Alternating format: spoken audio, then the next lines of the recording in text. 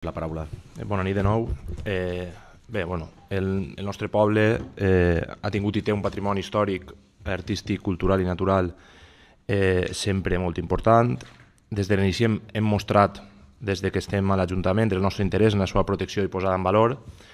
Ja a novembre de 2016 vam presentar una moció per a la protecció d'aquest patrimoni cultural, la qual es va aprovar al plenari per unanimitat.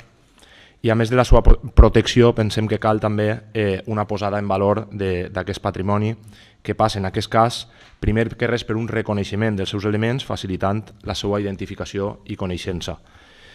Són moltes les persones que amb motiu de les nostres festes, ara reconegudes com a festa d'interès turístic nacional, altres en el seu pas pel Camí de Sant Jaume i altres simplement pel goig de visitar la població, arriben a Canals amb l'interès de conèixer tots els nostres llocs i tots els nostres indrets. I són moltes les que se'n van sense conèixer molts o alguns dels nostres béns i llocs d'interès únicament perquè no existeix cap tipus de senyalització ni identificació. La nostra església, la Torrassa, l'Oratori dels Borja, els llavadors, els nostres barris, mereixen ser reconeguts i a voltes aquest reconeixement pot passar únicament per una placa identificativa i una explicació de l'element.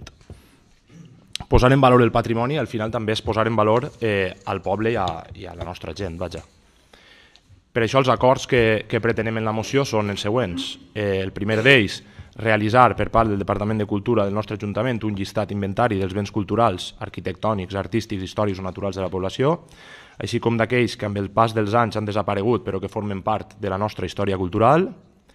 2. Senyalitzar amb una placa identificativa del bé en qüestió i amb la informació d'aquest cadascun dels béns inventariats. 3. Elaborar un itinerari cultural que permet a totes aquelles persones que ens visiten o als mateixos canalins i canalines conèixer els nostres béns. 4. Presentar aquesta proposta d'itinerari a tots els centres escolars de la població i de les poblacions veïnes perquè ells i les nostres joves coneguen i visiten el patrimoni cultural que ens identifica.